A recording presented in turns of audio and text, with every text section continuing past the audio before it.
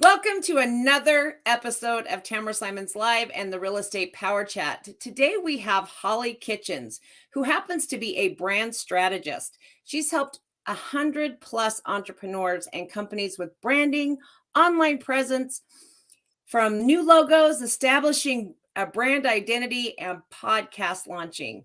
This woman's helped me out a lot, let me tell you. So if you're interested in any of that, stay tuned. But as you know, first things first. This is Tamara Simon's Live, where real estate agents from around the globe come together to grow, collaborate, and expand their business. Where we take our inspiring conversations and put them together to create dynamic connections.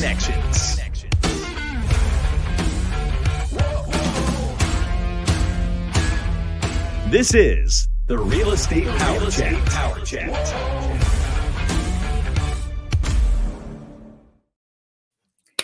Welcome, Hollie. So glad to have you here. I'm so excited to be back and chatting with you. I'm definitely looking forward to our conversation today. Absolutely. Now, I know that I just got a little bit as far as your being a brand strategist, but you're just kind of blowing up, like I was telling you behind camera here, that I'm seeing you all over because you're also an agent with EXP and you're out of Oklahoma. Is that correct? That is correct. Yes, I am Oklahoma City based. Nice. And so you're doing all of these trainings and everything is surrounded by branding. Yes. And so just to let the audience have a little better understanding as to what a brand strategist is.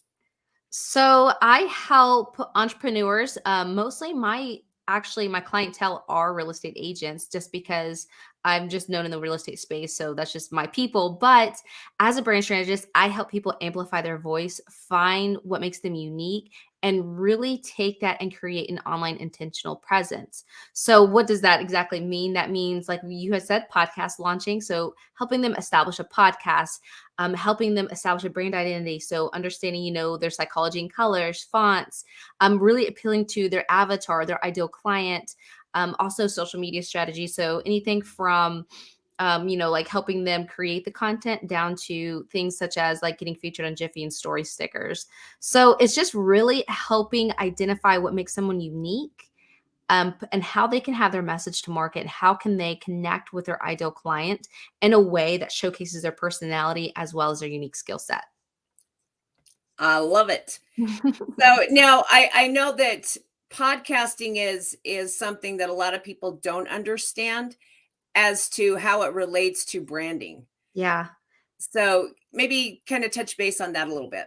Yeah, absolutely. So I'll share with those who aren't super familiar with my story, just so it can kind of give you guys a real life example. So back in 2017, I decided to dabble into e-commerce, and I wanted to launch a rock and roll boutique. So an online only store for concert goers, specifically women who just want to look and feel fun and have comfortable clothing while you guys are going to concerts.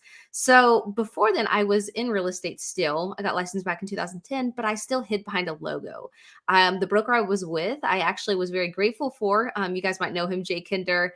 And the beauty of being on his team, though, is I got to hide behind his face. Like his face was on the moving van, his face was on the sign, so on and so forth. Well, fast forward to 2017, when I decided to do this like hobby online boutique. I have a marketing background already, just school of hard knocks, but I hired an e-commerce coach to help me kind of see around corners and collapse time. He had asked me like, okay, so like, what is the difference between your store versus Amazon and Target? Both of those other two are big retailers that someone can hop online and buy a Guns N' Roses shirt for $12. Why are they going to go to your online only store and purchase a Guns N' Roses t-shirt for 3 times that amount? And I was kind of like, oh gosh, why would they? Because like they can't come into a storefront, they can't feel it. They don't really necessarily know me because at this point I'm still hiding behind a logo and not putting myself out there. And I just kind of had that heart to heart conversation with myself and was like, okay, so if you want to be a business owner, you got to show up as a business owner. You have to let people know who they're doing business with, because the answer to his question was Amazon and Target, they don't have Hollie Kitchens. So that was the big differentiator of understanding like, okay, I've got to show up as a business owner, allow my clients or customers knowing who they're going to do business with. And what other fun way to launch a podcast? So what happened is I would just always go to these shows, and somehow, some way, I'd always end up, finagling my way up front to the VIP, sneaking backstage, doing something crazy or fun. And I'm like, why don't I just record that and turn it to a podcast? And the podcast supported, of course, the boutique. So the boutique, call to action was, we're for music goers, or concert goers. And, if you have any questions for this musician that we're interviewing, or who should we interview next? Once a customer bought from me, like, they stayed consistently buying from me because obviously they saw the quality, but on top of that, they also became part of that community. And I think that was right when I understood the power of podcasting. So one, you get to connect and build community, with people who know you, like you, and trust you, and kind of collapse that authority time, right? So the way that you can truly build a personal brand within a podcast is simply just launching one that aligns to, again, who you are as a person, as well as your unique skill set that you have. So I know that was kind of a long-winded answer to your question, but when it comes to podcasting, so many people I meet, they're like, oh, I want to be a podcaster. I want to be a podcaster. I'm like, that's awesome. And they always ask me, well, how do I do that? And really, you guys should be asking yourself, why should I be doing this? So, going back to the why, identifying who's your ideal listener, connecting with them, sharing that message. And it doesn't have to always be value add in the sense of, like, you don't have to always, it's professional. If you're like me and you enjoy going to concerts, you launch a concert or a podcast where you interview international rock stars. So, like, that's obviously more of an entertainment perspective. Obviously, there's some education, understanding, like, some of the behind the scenes with the bands and things like that. But, like, it's just finding out what you're truly passionate about. Because we chatted before we went live here. You were like, I didn't realize how fun this was going to be. And that was because you launched it intentionally. You didn't just say, oh, I'm going to talk about a podcast about, I don't know. For me, it'd be like being like tax numbers. Like, I'm not the person you need to talk to when it comes to financial decisions. Something like that. That would flop as soon as I launched it. But it's understanding why you're doing it, really having your heart in it, and then just going for it. Yeah. And I dove head first. I love that. That's all we can. Like, my first episode was awful. Like, I had a terrible mic. I thought it looked professional. It was so bad. I was like, my iPhone 7 or whatever it was at the time. It was not good. But here we are. Yeah. I was just going, I guess it was just last week, and I realized that it was the first time I had gone live, and I was using the honey badger background and everything. Yeah. So it was a year. That was horrible. No, it wasn't. You did more than most. So kudos to you for starting. I was just like, wow, I think I've come a little bit further than I was there. So, but lots of fun. I have found that podcasting really helps you reach out, and people find you. I mean, I had no idea that there was as many watching as there was. And so I've been able to connect with, my peeps pretty much. Yeah. So, I really like the fact of the podcast and making it authentic to me, just like, yours is authentic to you, Exactly. So I think that's something that's really important to kind of touch base with, because I know that wraps around you and your brand as well, because you're all about being authentic. Absolutely. So it is, because like I said, if I launched a podcast about like P&Ls, it would be nothing anyone needs to turn into, because that's just not me, right? So it's understanding what it is to that, as far as like what are you interested in, but also what makes you interesting. So like, think about kind of like Netflix. What do you have that you can deliver? What personality wise, what subject can you touch on? What audience can you reach? That is really truly binge worthy.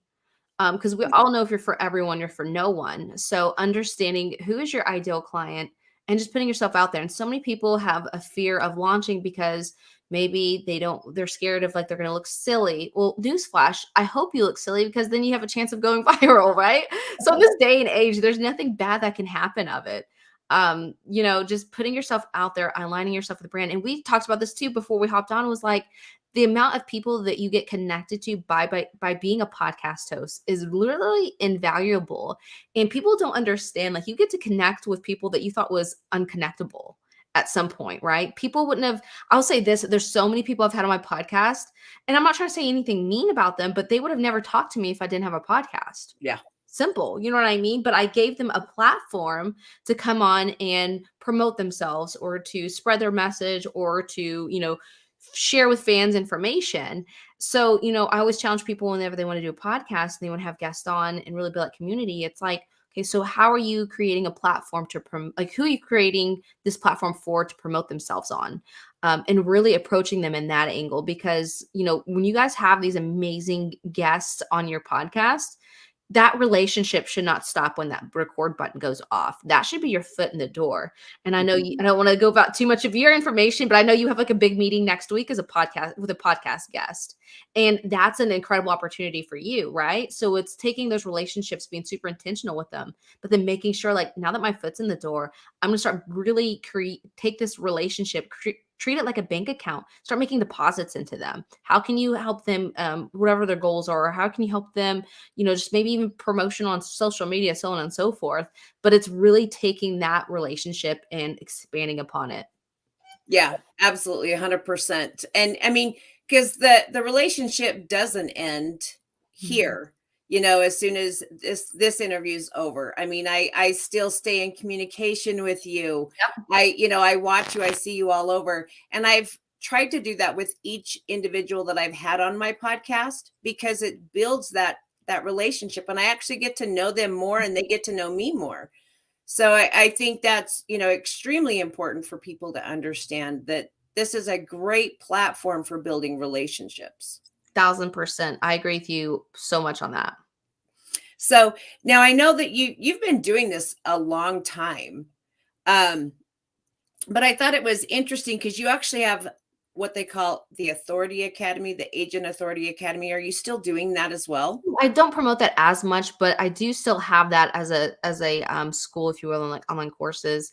And it's really just helping real estate agents on a DIY level dial in authority that's that they can attend, that they can capture themselves with like little to nothing out of pocket.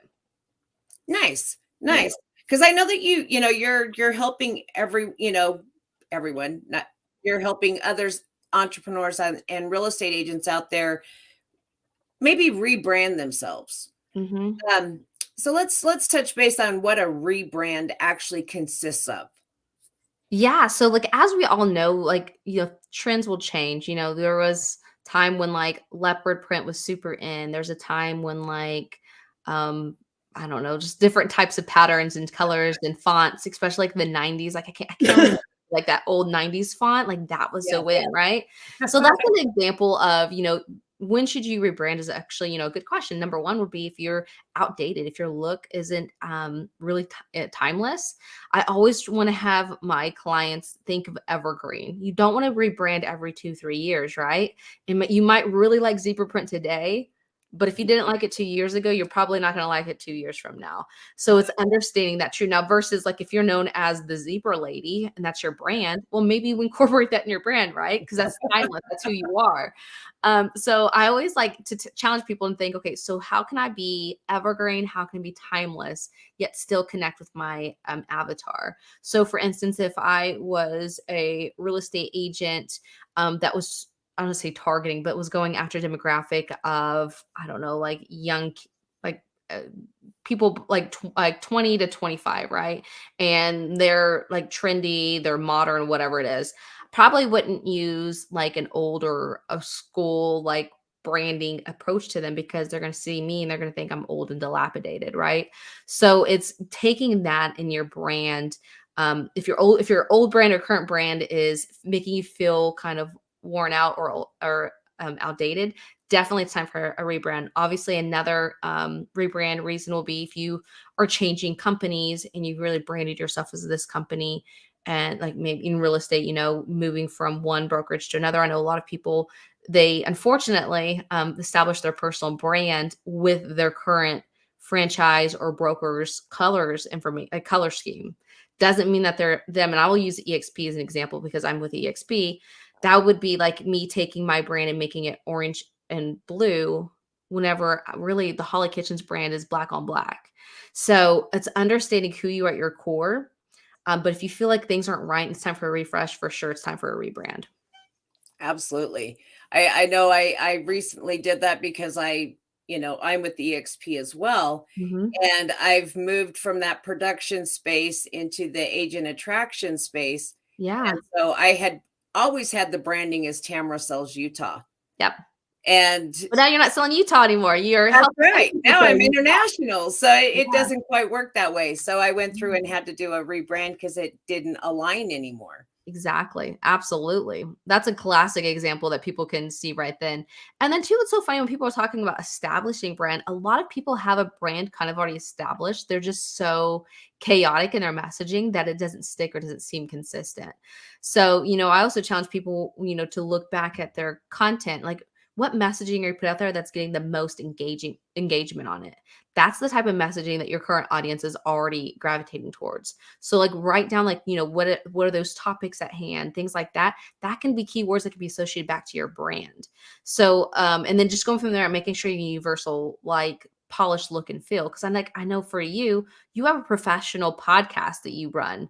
You don't change your font, your colors every single time we record. You have a universal brand look and feel so that there's brand cohesiveness. So when people are scrolling, like, what's so funny is I was actually auditing myself online and I was typing my name into Google. I know that sounds very egotistical, but I just like to do damage control sometimes. And, if I need to update a bio somewhere, I go update a bio somewhere. But I typed in Hollie Kitchens and your interview was one of the first on the first page of Google.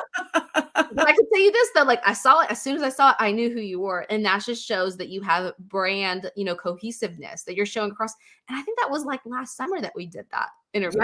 Yeah. So you're a classic example. So when it comes to like creating that brand, understanding like who you are, what you stand for, what colors you gravitate toward, what are things that you feel good, not who you aspire to be, but who are you at your core, if that makes sense. Yeah, absolutely. Because I know that I went through and tried to make sure all my branding colors were the same on every platform that you would find me on. Exactly. So that anytime you would, someone would type my name in, then they would see that it's the same color, on each platform. But it's funny, I Google myself as well. So yeah. I mean, it's great damage control because like I said, if you ever need to update a bio somewhere or if you need to, refresh a headshot somewhere, it's so easy to like get lost and forget about that because honestly, I don't Google myself every day. I try to do a quarterly brand review on myself. And I always tell people to do the exact same thing, like, in your calendar every quarter, put it, 2 hours time slot. You don't need a lot of time. Type in your name, look at your profiles that maybe you're not super active on. Like for me, it's LinkedIn. I don't know what it is about LinkedIn, but it's just not my nemesis. And I'm just not on there as much as I should be. However, I have the same brand look and feel as I do on my Facebook page. So, and my Facebook page is always changing. So what do I have to do? Always be changing my LinkedIn. So same thing for you, like when people Google my name or they start connecting with me, they're not going to question like, wait, is this the same Hollie Kitchens? Because I look so completely different on different platforms. Yeah, when I Googled myself, I see my very first real estate picture. Yeah. I was like, oh my God. Oh no. I know. That was a long time ago. That's why like, I always tell people too, I'm like, y'all be careful what you put out there because sometimes you put it out there, you can never be taken back down depending upon where it's at. For sure. For sure. Yeah, it was quite a learning lesson. I was like, oh wow. I mean, and I really hadn't even thought about that until my husband's like, have you Googled yourself? Yeah. And I was like, no. But then I started to Google myself and I was like, holy crap. You don't realize what you put out there. It never goes away. Yeah. And it's like those pictures of something like that. I understand it completely. I always like one of the first action items I do when I do a presentation that relates to personal branding is I literally stop the presentation. I'm like, everyone pull out their phones and Google yourself right now. And like people get on there and I have so many people that's like, whoa, like I didn't know how this was on there. I had other people that are like, I'm not even on Google. So it's like taking that and having that high level awareness. So when you do that brand audit on yourself, you need to look for so many things, but one thing you need to look for is obviously what do you currently have out there? Like, is there anything crazy or wonky that needs to be updated? But also on the flip side, you need to note too, where do I fall short on? Is it like maybe there's not many pictures of me? So what does that mean? I need to up my SEO and my imaging, and I need to go in and make sure I'm putting pictures that are public on Facebook, on Instagram, tagging, hashtagging my name, putting my name out there. If I'm not on video, what does that mean? That means I need to start uploading more on YouTube, or I need to get on, becoming guest on podcasts is obviously a classic example because I'm showing up on yours, right? If you are looking, you're not on a podcast, well, then you got to get on somebody's podcast or launch your own. So it's understanding what's out there, but also too, what's not out there and how you can turn around and, maybe get featured in media or something like that to fill in those holes that your online presence is lacking. Absolutely. Now, I know that you have a fun branding event coming up. Yes. And in fact, I have it for everyone to see on the bottom banner there. So let's talk about this Build Your Brand. I was reading over it and it sounds like a pretty exciting event. Yeah, so we made the call to move it back. It was going to be in Texas, but actually we're moving it to Oklahoma City. So home base here, and it's just going to be super fun. So April 21st, 22nd in Oklahoma City, I'll be running a 2-day workshop when literally we'll be going from nothing to having an online presence. So dialing in like your fonts, dialing in your colors, dialing in your messaging, dialing your bios, even like bios from whether it be a long form bio or your short Instagram bio. Those are super important too when it comes to personal branding. Going through and auditing our social media once we've established that brand. I also have a professional videographer and photographer coming in that will be doing professional headshots for everyone, because we all know that, with us as real estate agents, we never make time for updated headshots. So I'll have someone come in for that. He's also going to be taking lifestyle shots so that you can really amplify your online messaging with your brand and what you're doing. So like day one, we're doing headshots. And then like, as you get more and more detailed into your brand, who you are, what you stand for, then day two, we're going to do the lifestyle shots. So that could be, say, for instance, if you're a podcast host, maybe you have a picture with you and your microphone, or if you're a real estate agent, as we all know, we're always on our computers or always on our phone doing action shots like that. So really taking that and allowing people to walk away in 2 days being confident that they have a brand, they know who they are, they know what they stand for, they know who their avatar is, they know what kind of content they should be putting out there. And then also too, so that's day one is going through there and that brand creation. Day two is going to be brand protection. So going through there and showing the systems and processes that I currently do to protect my brand, meaning, I have employees, making sure that my employees aren't putting out content or creating any kind of videos of me that's not aligned to my brand. So like I have a brand identity page where people know, like my company employees know what are Hollie Kitchens brand colors, where's the logos, what's our handles, all this information, do blacks and reds, don't do like hot pinks and teals or something crazy like that, right? So it's understanding your brand, protecting it, and then making sure you're just rinse and repeat after that. So yeah, I'm super excited. It's gonna be 2 days with a small room, because I'm making it limited since this is my very first one. I'm wanting to make sure that I have enough attention to spread around the room. So yeah, I'm super excited. If anyone's listening in and you guys are interested, hop over to, I think it's Build Your Brand in 2 days with the number 2.com. Yep, there you go. buildyourbrandin2days.com. Well, it sounds like a lot of fun to, have a hands-on experience, because it doesn't sound like you're just going to be teaching from the front of the class. You're actually diving in with everyone for 2 full days and helping them to build their authentic brand. Correct. Yeah, it's not going to be just everyone sit, listen, take notes. It's get out your computers. We're hopping on these programs. We're creating your logos. We're walking through together. We're identifying your avatar. We're also going to do like content brainstorming sessions so that you know what kind of content to be putting out there. So when you get home, when you hit record, you're ready to rock and roll. It's not like, you get your brand, now what? It's like you get your brand, you get the direction you go to. I'm also doing a session on like getting featured in media. All the exact same scripts and tactics I use to get myself and my clients featured in media. I'm sharing that as well, which costs $0. So I'm super excited I'm giving out all the gold to this event and just kind of seeing what people like, what they gravitate towards too. So The first event's always my favorites because that's always like where everything's thrown out on the table, and then it's like, okay, so what's the most valuable relating to this, and then from there you're shaping it into the one that's gonna repeat. That's cool. How exciting. Yeah, so everyone that's watching, take note and go to build your brand in 2 days with the letter or the number 2 in 2days.com so that they can get in over there and check it out. It looks like it's going to be an amazing event. Now, I do have one question when it comes to branding. Do you suggest that people have a tagline?